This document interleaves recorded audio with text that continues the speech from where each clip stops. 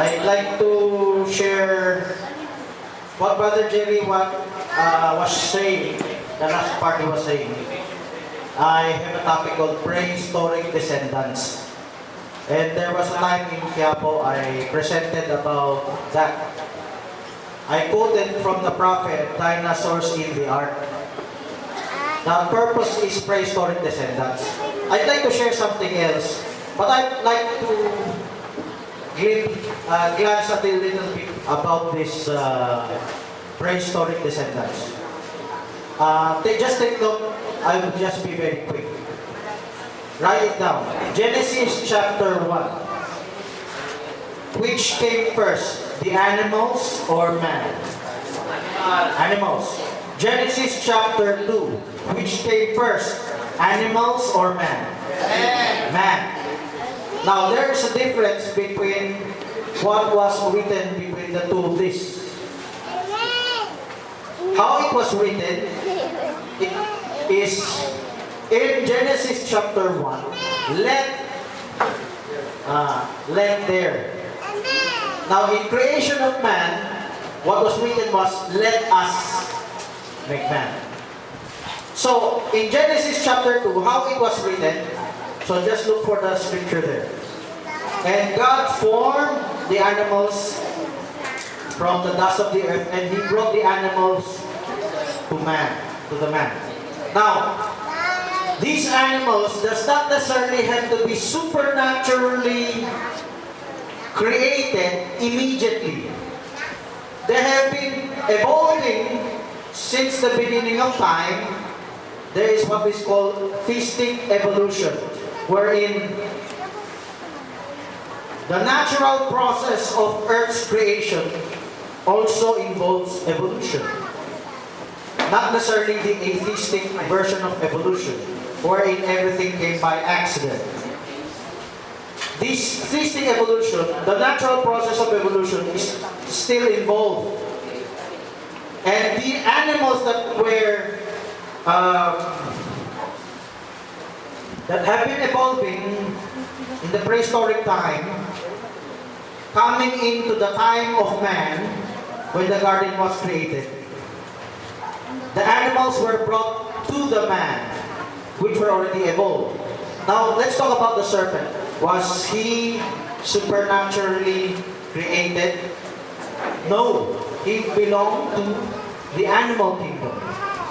Man was created in the image of God, so he supernaturally came out of a portal in Jerusalem. That portal is from another dimension. That is the Mount Moriah, where the temple was built. From there, he was placed eastward in Eden. When he was driven out, he was driven eastward also. When Cain ran away from the presence of the Lord, he also ran away eastward also. Now, that's not our topic, but what I'm pointing out is the proof. Who is the serpent now? Among my contemporaries in level 1. Yes. They believe that Raymond Jackson, Richard Young, God created animals in pairs. So the serpent could have a wife like that. Now I believe since coming off from this evolutionary, there are species that are going extinct. You all believe that, right? Now, this before this became a serpent, this animal being, he is like a human-like being. His species are going extinct, and there are animals that are going solo. Okay, there is the abominable snowman, the Yeti, the Sasquatch. They're going solo, and this particular one is a straggler that went into the garden of Adam, because God brought the animals near to Eden. Why? There is an oasis there in the garden, wherein everyone can have food to eat and water to drink. And if you notice, a cat sometimes, a straggler cat goes into your home How many have experienced cats coming into your home and wanting to live in your home? We call that in Tagalog, nangangamuhan. Is that the right term? Nangangamuhan. So, the serpent is like that. Now, if the serpent did not have a partner, if the biological clock activates and the devil possesses it, he can focus eventually his lust eventually to the woman. That's another story. I'm just giving you an idea what happened, where the serpent came from as a straggler.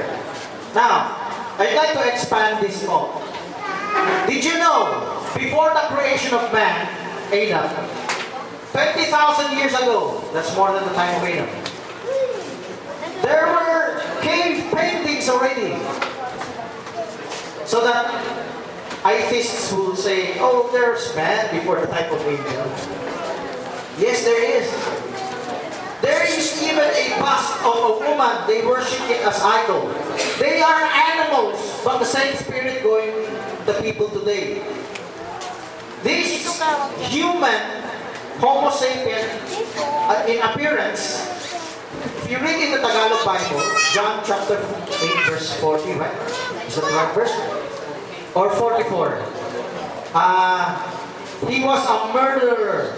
How did the devil become a murderer? It was not Cain.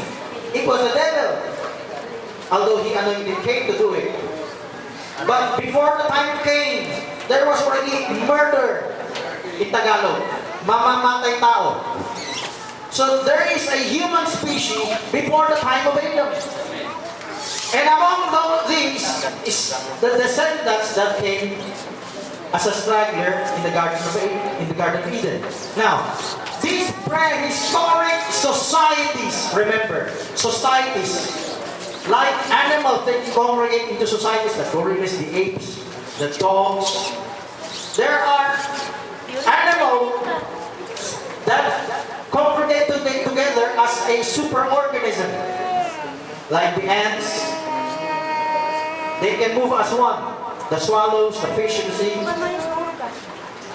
Now, these prehistoric societies looks like animals, but there's another version wherein comes the angels, what we call the watchers. Brother Magellan, could you search the word watchers in the Bible? Brother Branham did focus on the supernatural watchers. There is a physical watcher in the battle, and there is also a type for the believer. We should be watchful. We should be vigilant. Okay? But the word watchers, there are many hints in the Bible, and you'll notice they are supernatural. Daniel 4. These are angelic beings. And ancient alien theorists believe these angels as just plain angels. Plain aliens. It was they that previously seeded the earth. It was they that had these technologies to do all these things wherein ancient man could not accomplish. It was they that trained these men to be highly technological so that they would learn how to hunt for animals, to use fire, or eventually build those things. There are cities being discovered. There are cities being discovered that is before the time of Adam. 2 minutes? Okay, if you're going to look at that, these watchers refers to a period of time wherein in Ezekiel 28, open it up, the king of Tyre was alluded to Lucifer. Now, there is a statement there that by his merchandise. It's as though in the prehistoric world there was a function, there was a judgment. Before this earth was judged until it was restored for the time of man, there was a trial and Lucifer failed the test. And in that trial, there is, could you open up Ezekiel 28, merchandise? By the abundance of his merchandise. Multitude of thy merchandise. So there is an economy in this prehistoric realm. Now, what I wish to say is, what the ancient alien theorists are saying is partly true, but of course they don't believe in God, they don't believe in angels. So they would reinterpret all these things that they see. But they're partly true because it was these that anointed man before the flood and after the flood at the Tower of Babel. My time is up, so let's talk about it tonight. Okay, maraming salamat. So, maganda, no? Lumawak.